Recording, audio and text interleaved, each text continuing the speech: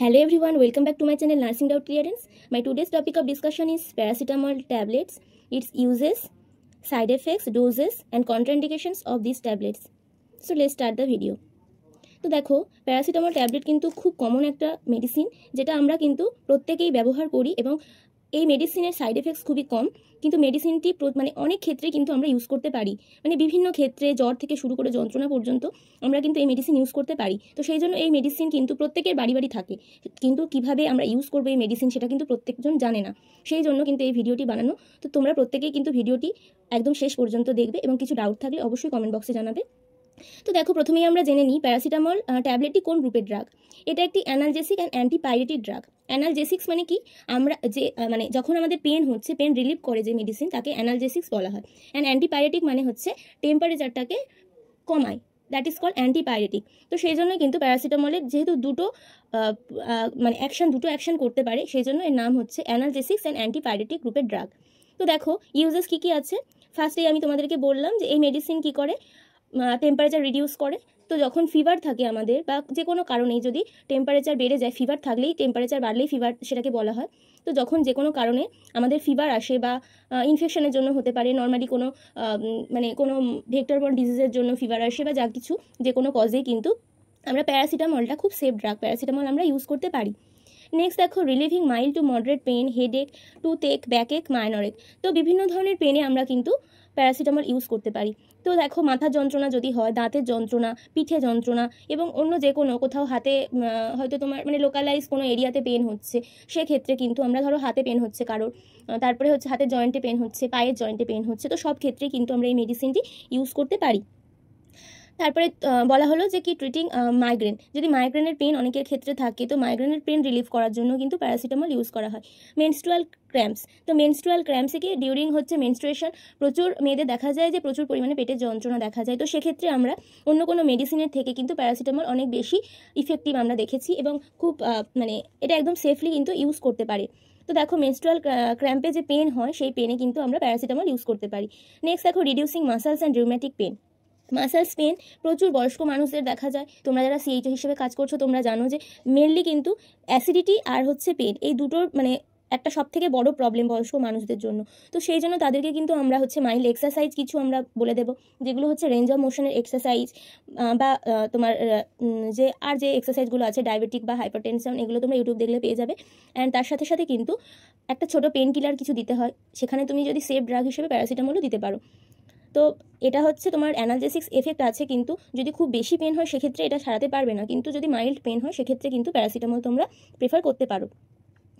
Throat pen যদি দেখা যায় সেক্ষেত্রেও কিন্তু আমরা প্যারাসিটামল দিতে পারি। তো যদি দেখা যায় যে গলায় প্রচণ্ড ব্যথা হয়েছে ঠান্ডা লাগার জন্য হোক বা কোনো ধরনের কোনো ইনফেকশনের কারণে, তো সেক্ষেত্রে কিন্তু আমরা এই মেডিসিন রেফার করতে পারি। ট্রিটিং ফ্রম ভ্যাকসিনেশন, তো আমরা সবাই জানি যে ভ্যাকসিনেশন হয় আমাদের প্রত্যেকটা প্রত্যেক মাসে 4টে করে ভ্যাকসিনেশন ক্যাম্প হয়, আউটরিচ ক্যাম্প যেগুলোকে আমরা বলি, বা একটা হচ্ছে সেন্টারে হয়, যারা সিএইচও আছে তারা জানো। তো সেখানে কিন্তু বাচ্চাদের আমরা প্যারাসিটামল দিতে পারি। তো প্যারাসিটামল কেন দেওয়া হয়, যখন ভ্যাকসিনেশন সাইডে পেন দেখা যায় তো তখন কিন্তু আমরা সেই পেন রিলিভের জন্য প্যারাসিটামলটা দিতে পারি। তো সেই প্যারাসিটামলের ডোজ আমরা একটু পরে জেনে নেব। তো দেখো আর একটা ইউজেস কি আছে প্যারাসিটামলের, এটা হচ্ছে অন্য স্ট্রঙ্গার পেন কিলারের সঙ্গেও কিন্তু ইউজ করা হয়, যেমন কোডেইনের সঙ্গে কিন্তু এই মেডিসিন কম্বিনেশনে দেওয়া হয়। যখন এক্সেসিভ পেন হয় পেশেন্টের তখন শুধু প্যারাসিটামল দিয়ে সেই পেন রিলিভ করা পসিবল হয় না, তখন কিন্তু আমরা প্যারাসিটামলকে অন্য ড্রাগের সঙ্গে ইউজ করতে পারি। তো ইউজেস সম্পর্কে আমরা জানলাম, এবার আমরা জেনে নিই ডোজেস সম্পর্কে। প্যারাসিটামলের কী কী মেডিসিন আমরা মেনলি আমাদের এখানে সাপ্লাই আছে। তো দেখো 125-এর একটা প্যারাসিটামল থাকে 125 mg, একটা থাকে 500 mg, অ্যান্ড এটা আমি তোমাদের সামনে যে মেডিসিনটা এনেছি তো সেটা দেখো 650। তো এটা আমরা অ্যাডাল্ট ডোজ হিসেবে 650 mg মেডিসিনটা কিন্তু ইউজ করি। সবসময় আমাদেরকে মনে রাখতে হবে যারা আমরা নর্মাল পার্সন আছি, আমাদের যদি অ্যাভভ 18 ইয়ার্স এজ পেশেন্ট হয় বা অ্যাভভ 20 ইয়ার্স, সেক্ষেত্রে আমরা কিন্তু চোখ বন্ধ করে প্যারাসিটামল 650 mgটা দিতে পারি। এবং যদি দেখা যায় যে বাচ্চার বয়স 1 বছর থেকে 3 বছরের মধ্যে আছে, তাকে অবশ্যই কিন্তু তার ওয়েটটা ক্যালকুলেট করে আমাদেরকে এই মেডিসিন মেডিসিনটা আমাকে প্রোভাইড করতে হবে। তো দেখো আমরা 125-এর প্যারাসিটামল যখন ছোট বাচ্চা আছে 1 থেকে 3 বছরের মধ্যে বাচ্চা আছে, তো তাদের 10 কেজির মধ্যে যদি ওজন হয়, আমরা সেক্ষেত্রে 125-এর প্যারাসিটামল কিন্তু টিডিএসে দিতে পারি দিনে 3 বার। কিন্তু সবসময় আমাদেরকে বডি ওয়েট ক্যালকুলেট করেই কিন্তু প্যারাসিটামল দেওয়ার কথা, সেটা তবেই কিন্তু আমরা ঠিকঠাক ডোজে মেডিসিনটা কিন্তু পেশেন্টকে প্রোভাইড করতে পারবো। তো সেই ডোজটা আমাদের কি দেখো 15 mg পার কেজি বডি ওয়েট। তো যদি 1 কেজি ওয়েট হয় সেক্ষেত্রে কিন্তু পেশেন্ট 50 mg পাবে, 15 mg কিন্তু পাবে। তো সেই কারণেই আমাকে হচ্ছে যখন আমার বাচ্চার ওজন দেখা যাচ্ছে 8 কেজি, তো সেই জন্য 8 × 15 করে আমার যতটা মানে অ্যামাউন্ট হচ্ছে সেই অ্যামাউন্টটা কিন্তু আমার পেশেন্টকে প্রোভাইড করতে হবে। তো ডোজ সম্পর্কে আমরা জানলাম। এবার আমি ফিভার থাকলে আমরা কেমন ডোজ দেবো এবং যদি পেন থাকে অনলি তো সেক্ষেত্রে কেমন ডোজ দেবো সেটা জেনে নিই। তো দেখো ফিভার যদি থাকে সেক্ষেত্রে আমাদের মেনলি দেওয়া হয় 3 বার, সকাল দুপুর রাত, বা জ্বর আসার ঠিক আগে আগে দিতে বলা হয়। এবং যদি প্রচণ্ড পরিমাণে জ্বর এসে যায় পেশেন্টের সেক্ষেত্রে কিন্তু আগে জলপট্টি দিয়ে জ্বরটা নামিয়ে তারপরে কিন্তু মেডিসিনটা দেওয়া হয়, কারণ জ্বর চলে আসলে মেডিসিন দিলে জ্বরটা চলে যেতে কিন্তু অনেকটা টাইম নিয়ে নেয়। তো সেই জন্য আমাদেরকে জ্বর আসার একটু আগে আগে মেডিসিনটা প্রোভাইড করতে হবে। তো অ্যাডাল্ট পেশেন্টের ক্ষেত্রে আমরা বুঝতে পারি, এবং বাচ্চাদের ক্ষেত্রে মায়েদেরকে অবশ্যই খেয়াল রাখতে হবে যে কোন টাইমে তারা হচ্ছে মেডিসিনটা দিচ্ছে। তবে বাচ্চাদের ক্ষেত্রে যখন আমি মেডিসিন দেবো বাচ্চার মাকে কিন্তু অবশ্যই আমাকে 15 mg দিয়ে ক্যালকুলেট করে কতটা মেডিসিন বাচ্চা পাবে সেই মতন কিন্তু তাকে মেডিসিনটি হচ্ছে প্রোভাইড করতে হবে। তো দেখো আর কি যখন হচ্ছে পেন দেখা যায়, যদি অ্যাডাল্ট পার্সনের ক্ষেত্রে পেন দেখা যায় সেক্ষেত্রে কিন্তু আমরা সবসময় চেষ্টা করব দিনে 2 বার করে এই মেডিসিন প্রোভাইড করতে, সকালে একবার রাত্রে একবার, বা দুপুরে একবার খাওয়ার পর এবং রাত্রে একবার, সবসময় খাওয়ার পরে এই মেডিসিনটি কিন্তু আমরা পেশেন্টকে দেওয়ার জন্য বলবো। তো নেক্সট আমি চলে যাচ্ছি সাইড এফেক্টস। তো দেখো এই মেডিসিনের সাইড এফেক্টস আছে খুব সামান্য হলেও কিন্তু এই মেডিসিনের অনেক ধরনের সাইড এফেক্টস কিন্তু দেখা যায়। তো দেখো Nazia, vomiting, stomach cramps and abdominal pain দেখা যায়। তো এখানে কি বমি বমি ভাব দেখা যায়, মাথা ঘোরায়, তারপরে হচ্ছে প্রচণ্ড পরিমাণে অ্যাসিড ফর্মেশন হয়, তারপরে ব্লটিং দেখা যায়। তাছাড়া কি দেখো পেটে প্রচণ্ড যন্ত্রণা হয়, পেট খিচে ধরে, এরকম সমস্যা দেখা যায়। আর কি অ্যালার্জিক সমস্যা বিভিন্ন দেখা যায়, র্যাশ দেখা যায়, সোয়েলিং, ইচিং, গোটা শরীরে হচ্ছে ইচিংয়ের সমস্যা দেখতে পাওয়া যায়। তাছাড়া আরও অনেক ধরনের সমস্যা আছে যেগুলো হচ্ছে কি ক্লান্তি ভাব আসে, মাথা ঘোরায় এবং খিদে কমে যায়, এই সমস্যাগুলো দেখা যায়। এগুলো হচ্ছে খুব জেনারেল বা খুব সিম্পল কিছু প্রবলেম, কিন্তু বিভিন্ন সিরিয়াস সাইড এফেক্টসও এর মধ্যে থাকতে পারে। তো দেখো এখানে যদি লিভার ড্যামেজ দেখা যায় এই মেডিসিন এক্সেসিভ ইউজের ফলে, কিডনির সমস্যা দেখা যায়, তো সেই জন্য কিন্তু সবসময় তোমরা ফিজিশিয়ানের পরামর্শ নিয়ে এই মেডিসিনটি খাবে।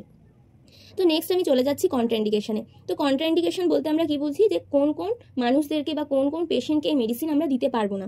তো দেখো সিভিয়ার লিভার ডিজিজ যদি দেখা যায়, অনেকের দেখা যায় কি লিভার সিরোসিস হয়েছে বা কোনো সিরিয়াস লিভার ডিজিজ আছে, তো সেক্ষেত্রে কিন্তু আমরা এই মেডিসিন কখনোই প্রোভাইড করবো না পেশেন্টকে। বা হেপাটিক ফেলিয়ার বা লিভার ফেলিয়ার আছে, হাইপার সেন্সিটিভিটি বা অ্যালার্জিক রিয়াকশনস হয়। যখন আমি ফার্স্ট টাইম প্যারাসিটামল ইউজ করেছি দেখেছি ওই পেশেন্টের কিন্তু প্রচুর পরিমাণে অ্যালার্জিক টেন্ডেন্সি দেখা গেছে। তো সেক্ষেত্রে কিন্তু আমি নেক্সট টাইম কিন্তু ওই পেশেন্টকে আর ওই মেডিসিন প্রোভাইড করবো না, আমি যখন জানি যে তার হাইপার সেন্সিটিভিটি রিয়াকশন আছে।